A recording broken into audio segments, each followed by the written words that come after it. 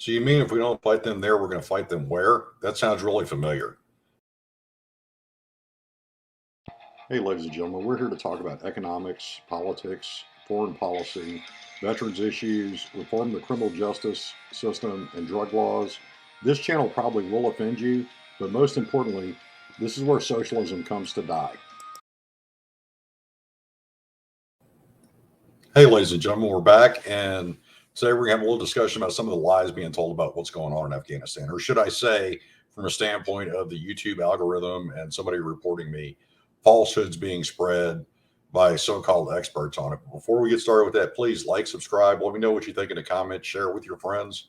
That's how we keep growing as a channel. Here in November, I hit 1 year of having this channel up and going. I'm up to a little over 12,000 subscribers, which I never thought would happen, but that's where we're at. And I'd like to see it keep growing because I'm actually getting comments back from 17, 18, 19, 20, 25 year olds that they're actually watching things on my channel and getting a better understanding of things like inflation or the true history of what's going on in Afghanistan. Because everybody in Afghanistan wants to skip to 2001 or the Taliban takeover in the mid 90s or to the Soviet occupation. But it goes much farther back than that. The history of Afghanistan is long and varied.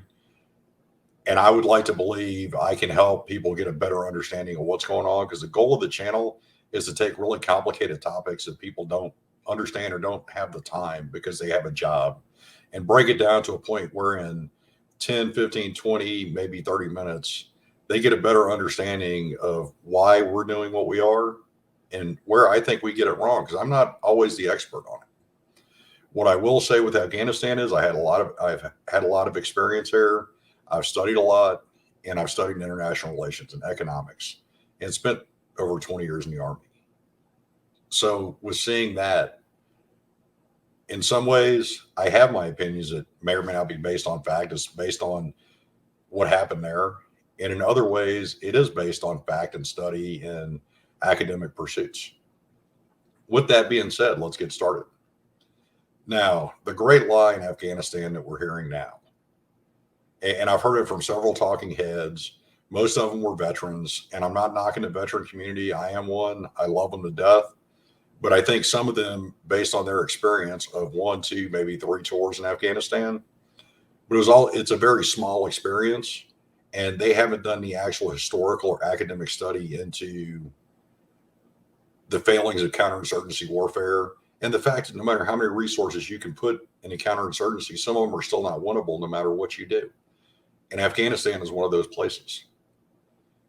Now, our original mission of toppling the Taliban and eradicating a safe haven for Al Qaeda, that was accomplished within 6 months of our initial boots on the ground in Afghanistan. Then we decided to go into a nation building, which historically has proven to be almost doomed to fail in Afghanistan. What's being said now is eerily reminiscent of the end of Vietnam. And it goes back to the Eisenhower domino theory, which if we let Korea fall, then this country will fall. If we let Vietnam fall, then Laos will fall, which it did. Then Cambodia will fall, which it did. Then Thailand will fall, which it didn't. Which is actually a much deeper historical perspective looking at what countries were controlled by colonial powers and which ones weren't. But the domino theory failed. This whole theory of we fight them over there so we don't have to fight them at home, because that was said during Korea and Vietnam too. That was said during the Cold War through 100 different countries where we and the Soviets tried to pursue influence. Well, here's a secret for everybody. And I'm only going to go so far into this because some of the knowledge I have is based on while I was still on active duty. And I'm not sure how much has been declassified and is open source because I didn't bother to look it up, honestly. What I will say is I know of at least 10 attacks that were foiled on the homeland after 9/11, after we invaded Afghanistan. And I'm sure there were more than that I wasn't even privy to. I just know that there were at least 10 that I know of. So this whole we're going to fight them there or we have to fight them at home. The last time I checked, the Boston Marathon bombing in San Bernardino happened while we were in Afghanistan. So think about that for a second. And it goes back to the Taliban never attacked the homeland. They gave Al-Qaeda a safe harbor to set up training camps. Al-Qaeda is the one that attacked the homeland. ISIS has attacked outside of the borders of the Levant and Afghanistan.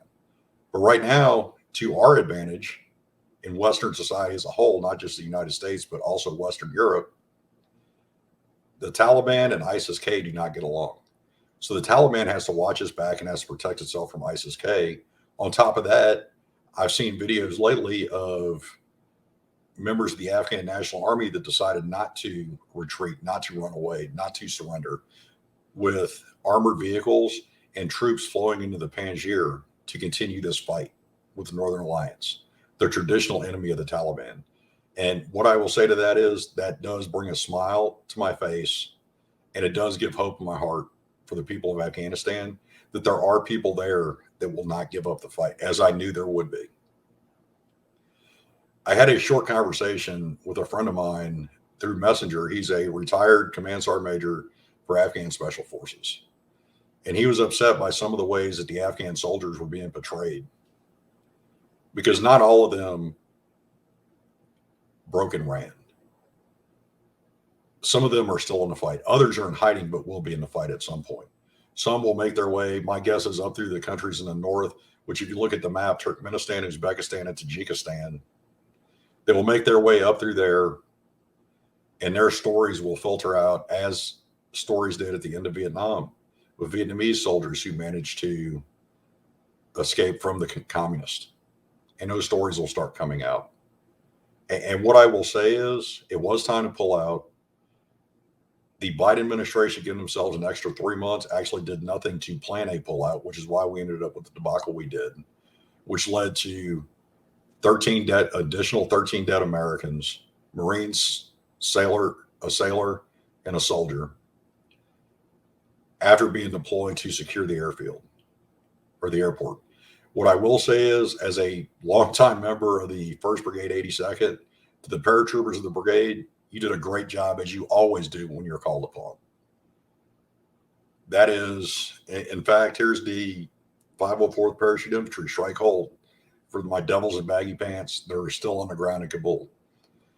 Now, I made a video a few months ago now talking about the administration and comparing it to the Carter administration, where I brought up gas prices and gas shortages, inflation, the issues with jobs numbers, just overall how this administration was heading down a road very similar to the Carter administration. And I said the only thing missing was an embassy hostage situation. Well, this may not be an embassy hostage situation, but there's no way by tomorrow that all Americans will be out of Afghanistan. That is just, it's logistically impossible. So there will be American hostages taken. And all I can say to the administration is, come on, Joe, you didn't have to do it within 9 months of taking office. You could have stretched it out a little bit more. And I don't try to make light of that. What I will say is, once those hostages are taken, because they will be, and there'll be an attempt to use them as leverage. The one thing, and once again, this goes back to, I'm not going to go into, because I've been out of the game and retired from the military for a few years now. So any technology that I know of is dated by at least 5 years. I know for a fact, you can look at the numbers of countries that we have boots on the ground to advise and assist them to help build a better army. In the case of Germany or Korea, to provide a speed bump to communist powers. Anywhere in the world, anywhere, we have the technology, we have the ability, we have the personnel trained to put a missile or boots on the ground to rescue U.S. citizens. We can do it. We do have the ability to do that. And that's without going into any secrets or anything else, because like I said, even my knowledge of that is dated. But the capability exists to put American special operations on the ground anywhere in the world. You add to that our close relationship with the British Special Operations Forces, and it is an unstoppable team to rescue hostages anywhere in the world. The only question is, does the current administration or the next administration have the balls to do that? Because the only way to ultimately combat this threat, and I say combat, not defeat, because defeating it is near impossible. And that's something we just have to face. It goes back to playing a game of whack-a-mole or a comment made in an intelligence report from the 3rd Marine Regiment in Afghanistan, where I want to say it was a young captain in the report said, combating the Taliban is much like the mythical Medusa, where when you cut off one snake on her head, another one appears. And that's just, we have to face it. That's what this is. Now, between unmanned aerial vehicle strikes with missiles or surgical strikes by special operations forces in hostile, non-permissive countries, that is how we will combat this. That is the only way to combat this without massive losses in American lives, which is what we've already suffered in this failed mission in Afghanistan. And let me clarify, the failed mission is not that of the U.S. Armed Forces. It's not that of the British Armed Forces or the German Armed Forces or the Lithuanians or the Romanians or the Italians or the French. Because, yes, I served with all of them side by side in Afghanistan. And they all did their job to the utmost ability with the parameters they were given. As soldiers, sailors, airmen, and Marines, they served with distinction and honor from the start of this war until the last boots are off the ground tomorrow at the Karzai International Airport. It is not their failing. It is the failing of politicians that cannot keep a consistent policy from one year to the next, let alone from one administration to the next. As Americans, we do not have the guts. We do not have the intestinal fortitude to spend the amount of blood and gold it takes to truly prosecute a long-term counterinsurgency operations. And the only way to try to defeat an insurgency is a long-term, multi-generational plan. We do not have that ability as a country. Policy changes annually, and it has huge changes every 2 years or every 4 years with a new election and new incoming politicians because they have different priorities. Now, as far as their priorities and politicians, the one thing oft discussed lately is, and you see the numbers of that, is the number of aircraft and vehicles and weapons that were left in Afghanistan. They weren't just abandoned there. They were there and handed off to the Afghan National Army. What happened with it at that point, we have almost no control. Should an attempt have been made to retrograde that much equipment, here's what would have happened. The map is behind me, as you can see. And with this map, there's something missing here. There's a huge thing missing when it talks to any major logistical movement for the United States military. You know what's missing? There is no large body of blue that Afghanistan is attached to. It has no ports. It is a landlocked country, which means everything that comes in or out has to come in by air or over land. And even while the war was going hot and heavy, those land routes through Pakistan had issues. You try to go through Tajikistan, Uzbekistan, and Turkmenistan, it's the same thing. Or you have Iran, like Iran is going to help us do that.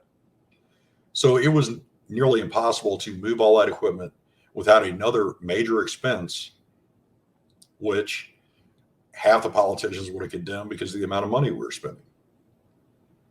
The other half would have said, leave it for the Afghan National Army, which is what happened. Now they're in a position of, well, why didn't you do something to it? Well, the only other option is to destroy it in place. The sheer amount of time, explosives, and once again, half the politicians out there condemning the United States military for doing that as opposed to trying to retrograde. It was a no-win situation. It doesn't matter which administration is in office, Democrat or Republican, doesn't matter. That was a no-win situation. It's a no-win situation for the military. So when they confront John Kirby or General Taylor when they're trying to explain what's going on, as far as the equipment goes, there was really not a whole lot that could be done. It was handed off to the Afghan National Army. The fact that they decided not to use most of it, some of it, as I said, is flowing into the Panjshir Valley to continue the fight with the Northern Alliance. The rest of it, there's really nothing they can do about it unless they're going to try to go through and do destruction in place, which is very time consuming. It takes a long time, and you would have left the Afghan National Army with less to fight with than what they had to begin with. So it's unfair to condemn the military or any specific administration for that equipment. It's there. It is what it is. We'll move on. I don't think an MRAP or a Super Tucano is going to leave Afghanistan and make its way all the way to the United States to strike them, or an allied country to strike them. That's just not going to happen. There's this big thing called an ocean that the MRAP would have to go through.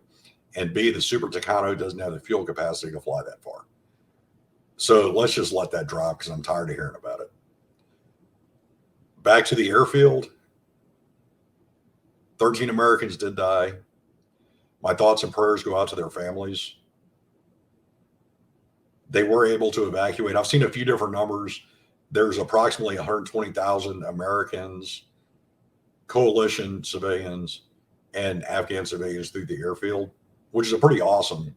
I mean, in basically a little over a week, they were able to accomplish this, which from a military standpoint is, I couldn't even imagine the logistics that went into that. So to all those SAMS planners that are logisticians figuring this out, you were doing God's work. That's all I'm going to say. You did a great job. As the final pullout goes tomorrow, I would like everybody to think about the sacrifices that have been made over the last nearly 20 years. The fact that the military was put in a position in an almost unwinnable war, and yet they still tried and served with distinction. And don't fall for the great lies of it's a domino theory. If this happens, if Afghanistan falls, then the next country is going to fall. Well, Iran's already a theocracy. Pakistan's one bullet away from becoming a theocracy. So the domino theory doesn't hold weight, and that's already been proved to be a failure. We'll fight them there, or we'll fight them at home. Well, we tried that. Guess what? We still had attacks on the homeland. ISIS still had attacks through Europe. How do we fight the self-learned terrorist in the United States? That's where the fight goes. How do we identify them? How do we stop them? That is how we stop from fighting them at home. That has nothing to do with having troops on the ground in Afghanistan. And as I said, hostages, we do have forces that are able to go back on the ground and get them out safely. They are high-risk missions, but these men and women sign up for those high-risk missions. They know going into it, from their selection course to the operator training course, that this is what they're signing up for, and they're okay with that. Most of them like that idea because they want to be at the tip of the spear. They're willing to sacrifice themselves to save American lives. They always have been, they always will be, and thank God for men and women like them. The whole chapter in Afghanistan is a very sad thing. I feel it very personally. Before we get out of here, please like, subscribe. Let me know what you think in the comments. If you dislike what I have to say, go ahead and hit dislike and tell me why in the comments. And then just hate watch, because the YouTube algorithm can tell if you're hate watching me. So see, it does benefit if you hate watch me. Now, Wednesday, I'll be posting a video on the reasons the Chinese are happy we're leaving. And I'll say 3 reasons. Natural resources, to include rare earth metals.